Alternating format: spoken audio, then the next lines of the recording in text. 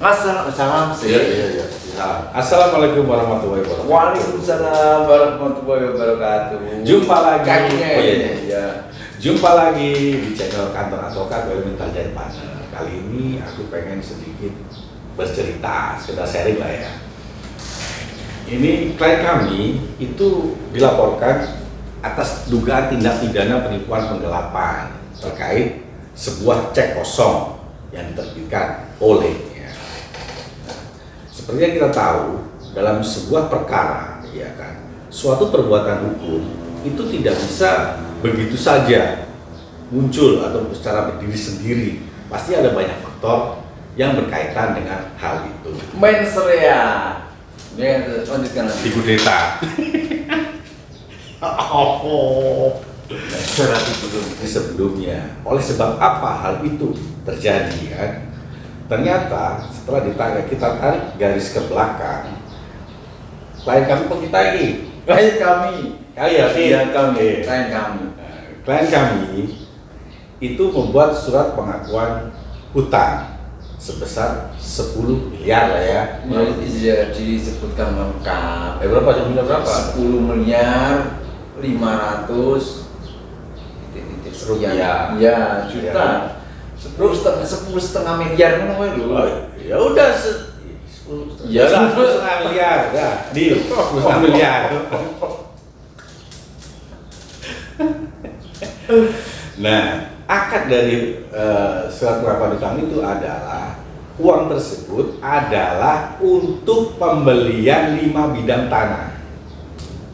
Nah, tapi kemudian setelah akta itu dibuat, ya kan, kemudian pada beberapa hari kemudian ya itu kan dilakukan transaksi langsung, jual beli secara langsung antara klien kami dengan pemilik atau para petani. Ternyata angkanya hanya 1,7 miliar. Kata pokoknya jauh sekali perbedaannya ini kan. Nah, itu pertama. Yang kedua, gimana nama pertama gua orang? Tumben. Enggak banyak tumben. Kita kan berdua biasanya kan. angkat tangan.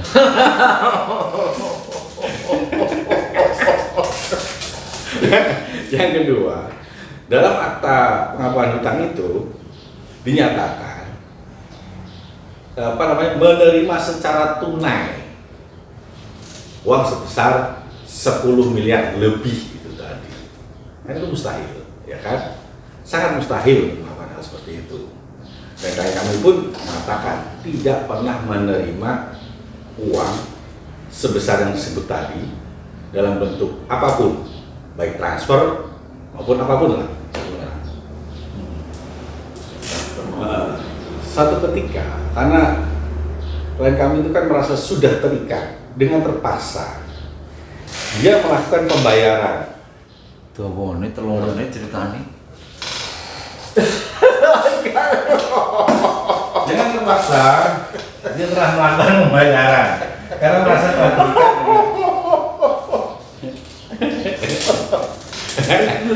merasa sudah terikat dengan akta pengakuan hutang tadi, dia pun membayar dan jumlah totalnya sudah dibayarkan sebesar kurang lebihnya 8 miliar. 8,6.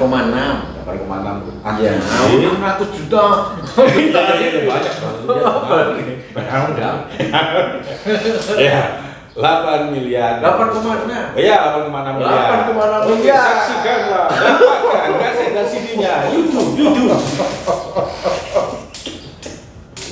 Dan ini jam Ustaz. Berarti bayar dulu baru. Oh iya, bayar dulu. Pada suatu waktu, klien kami itu didatangi oleh pelapor. Karena kurang bayar 1,5. Dianggap kurang bayar. Di sini aku nggak bilang kurang bayar, tapi dianggap kurang bayar. Karena tentang keabsahan akta pengakuan hutang tadi bagi kami itu masih tanda tanya, ya kan? Nah, disitulah pihak pelapor memaksa klien kami untuk menerbitkan sebuah cek. Klien kami tidak mau pada awalnya karena dia mengatakan dan menjelaskan pada si pelapor bahwa saldonya tidak mencukupi. Tapi pihak pelapor memaksa dengan alasan bukan sebagai alat bayar, melainkan hanya sebagai pegangan saja. Dengan tanggal pencairan cek tanggal 25 itu ya, tanggal 25. pada tanggal 16 ya, waktu dia ngasih Iya, pada tanggal 16 dia ngasih jaminan sebagai pengganti cek yang dimaksud itu tadi. Kemudian dia pelapor mengatakan sertifikat kami iya sertifikat hak milik, belum ya? belum. Terkait dengan sertifikat hak milik dari klien kami yang digunakan sebagai jaminan pengganti cek itu tadi, pihak pelapor mengatakan dia akan mengembalikan cek yang dimaksud apabila sudah melakukan tes keaslian apa ya, pengecekan keaslian dari sertifikat hak milik yang dijadikan jaminan pengganti itu di Badan Pertanahan Nasional. Akhirnya dilakukanlah oleh si pelapor. Akan tetapi setelah ternyata terbukti bahwa sertifikat hak milik itu benar, betul, sah, ya kan? Yang pelapor tidak mau mengembalikan cek itu tadi, malah justru melaporkan pada pihak kepolisian. Iya, lihat sana, apa yang lihat saya. Jadi ngelempar, tak lemparin yang masuk. Duh. Oke. Ya wes, sudah. Sudah.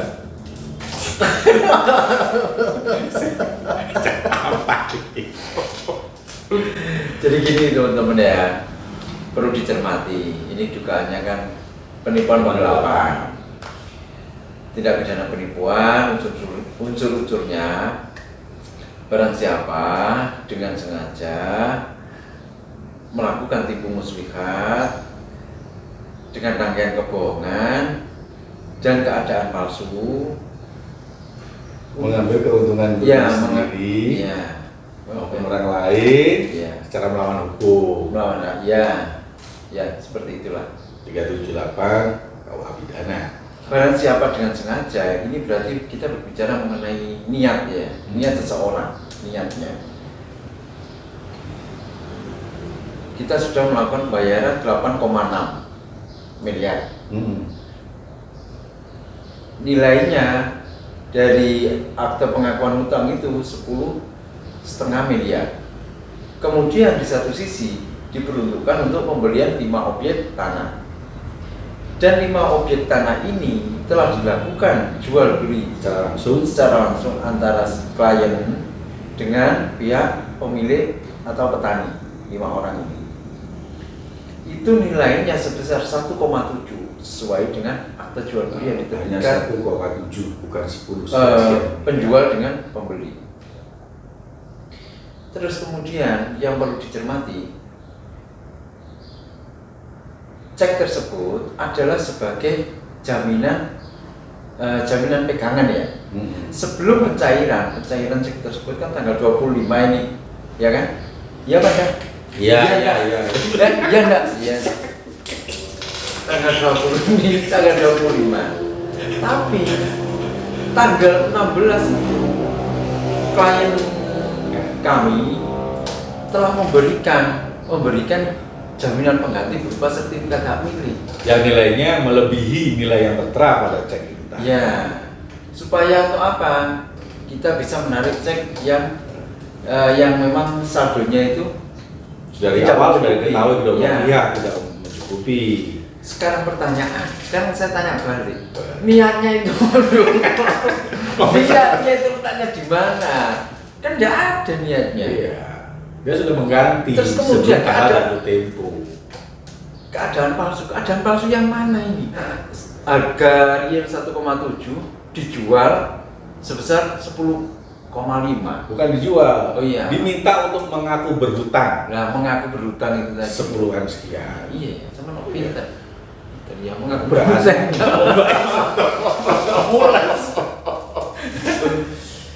Ya kan ya bingung. Oh, unsurnya sudah ada terpenuhi. Apa yang perlu dijelaskan? Iya sih. Ya, yang Terus kemudian bukan itu kan keadaan palsu menguntungkan diri sendiri itu loh. Yang lebih diuntungkan yang mana? Harga 1,7 klien kami sudah bayar 8 sekian. 8,6 Iya. miliar. Wah, enggak benar. Kita harus melaporkan ke Kompolnas segera. Iya. Besok saya sendiri akan ke Jakarta. Pak Sandi ke Propam Polda ya, sama Pak Luhut.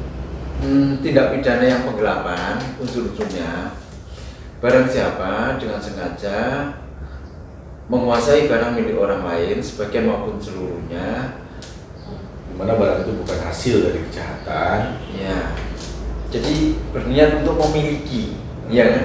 Berniat untuk memiliki. Barang yang mana yang dimiliki? Sekarang tanah itu sudah jadi milik klien kami. Dibeli dari petani secara langsung, Harganya 1,7. bukan dari pelapor. Kita membayar ke pelapor 8,6. Terus yang digelapkan apa coba? Terus lagi, Apa? pelapor tuh nggak punya hak sama sekali kalau terkait tanah. Kenapa? Dia tidak memegang kuasa jual. Nah, Terus penggelapannya di mana? Kan bingung ya. jadi nanti apa itu namanya? Strategi. Ya strategi kita. Strategi kita. Satu, melakukan Kompolnas pasti ya. Dua, ke Propam, ke Wasidi, supaya kita nanti apa? Kita supaya ada gelar besar mengenai perkara ini. Terus yang berikutnya kita gugat secara keperdataan. Iya, tentang keabsahan itu. Tentang keabsahan akte pengakuan tersebut. Oh, laporan balik. Kita Oh pasti akan iya, laporan balik, laporan balik. memberikan keterangan yang tidak benar. Karena 10,5 tadi diberikan secara tunai. Padahal itu fiktif. 266 kita undang-undang hukum. Jadi kesimpulan ini semua, satu, sebenarnya bukan berarti setiap cek yang kosong tersebut adalah pidana. Akan tetapi harus dilihat dulu sebab dan akibatnya. Dan deliknya cek yang kosong tersebut adalah pada saat pencairan. Nah, berarti munculnya delik itu adalah pada saat tanggal pencairan yang dinyatakan dalam cek. Itu pun dengan klausul bahwa cek itu tidak ditarik kembali atau dibatalkan, sebagaimana tadi kan diganti ada pengganti. Ada, ya, sertifikat amitik itu. Oke, cukup sampai di sini dulu obrolan. kakinya. Cukup sampai di sini dulu obrolan kekacauan ini. Salam semangat jalani. Assalamualaikum warahmatullahi wabarakatuh. Assalamualaikum warahmatullahi wabarakatuh.